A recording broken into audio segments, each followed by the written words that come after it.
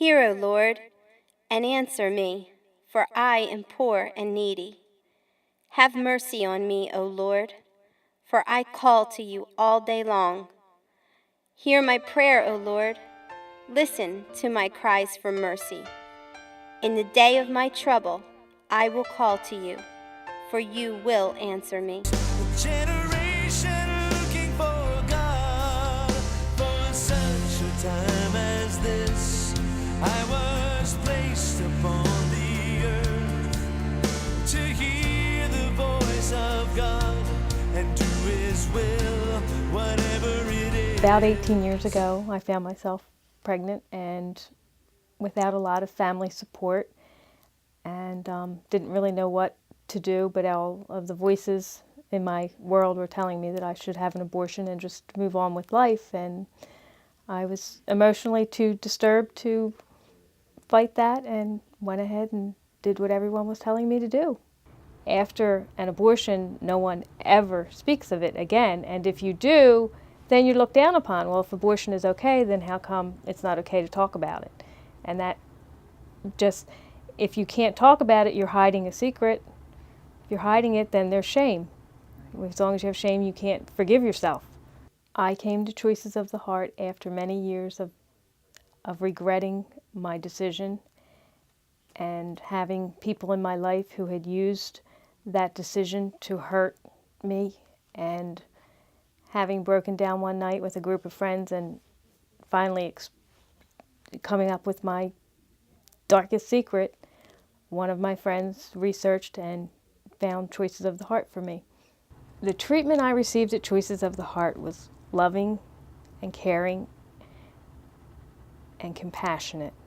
Choices of the Heart gave me a place to come and grieve the loss, to really begin to understand God's grace and mercy and forgiveness, and to start learning how to forgive myself, and to know that my child is safe in heaven.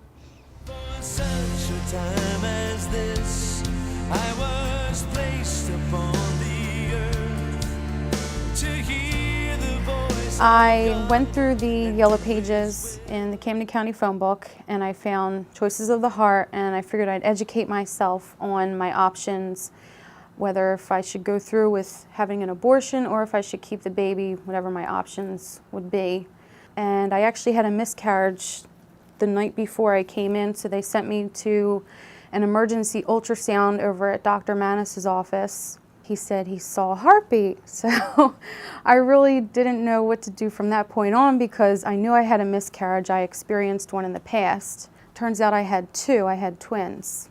But here I am still left with a decision, and I kept coming in and talking to Amy, and she gave me pamphlets and booklets on information on, what choices you have and the effects of abortion if you were to go through with it, and mental, physical, and emotional side effects of abortion, because I wasn't really sure what I should do. And I actually did have an appointment scheduled at a clinic in Cherry Hill, which I went to.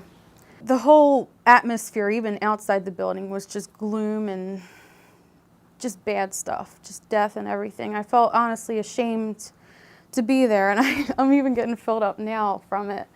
But didn't go through with it.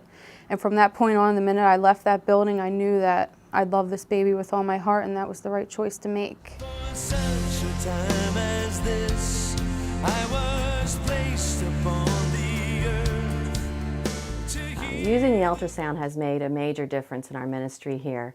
When the girls came in before, we always shared with them, if they were 8 weeks far along, we would share with them fetal development, and we would show them a picture in a brochure.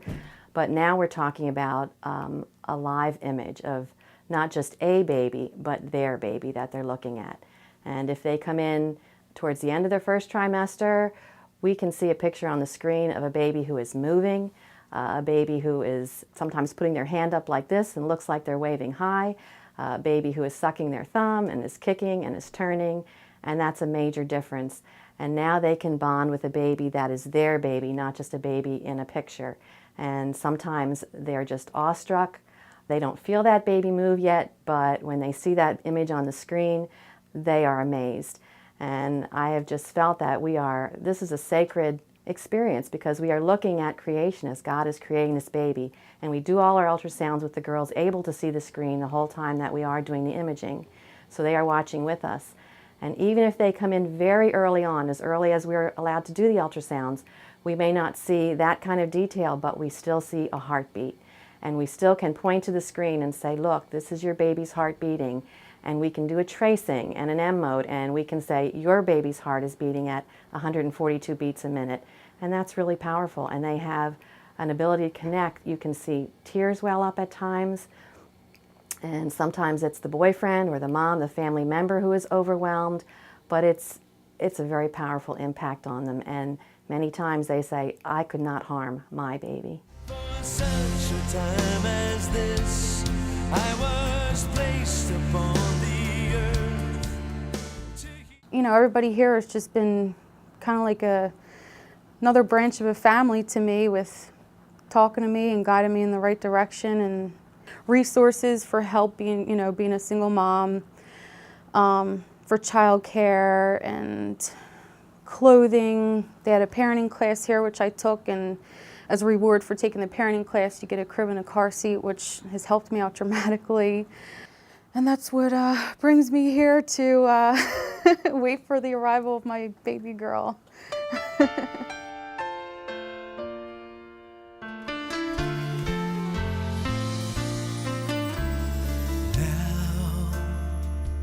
All I have is now,